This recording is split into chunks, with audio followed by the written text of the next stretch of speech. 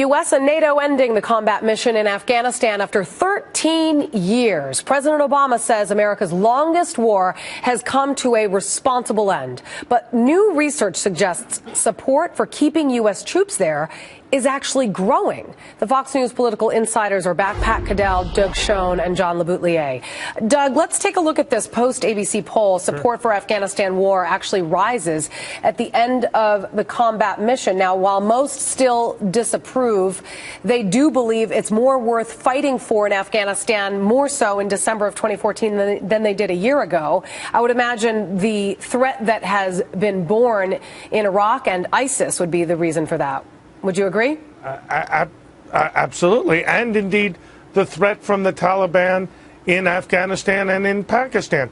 Put simply, Julie, we are under siege around the world. The Obama administration, to a very large extent, has been slow to recognize it. And we've talked strategy today, and there really is no strategy that I can see for our foreign policy. So what voters are saying in this poll is that they see a threat that is becoming all too apparent from terrorists and, as you say, from ISIS and sectarian groups.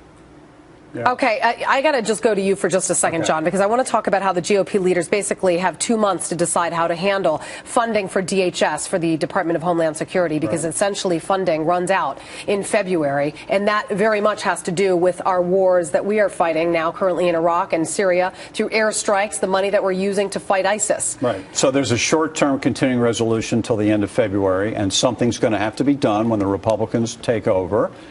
I said to you off the air, they ought to be clever. They're going to pass the Keystone Pipeline easily in the House and Senate in the next week or two. I guess they'll send it right away. The president will veto it as he sucks up to the environmental left. It now sits there. They probably don't have the votes to override it. So the smart move would be to repass it and attach it maybe to this short-term continuing budget resolution and make him have to sign it.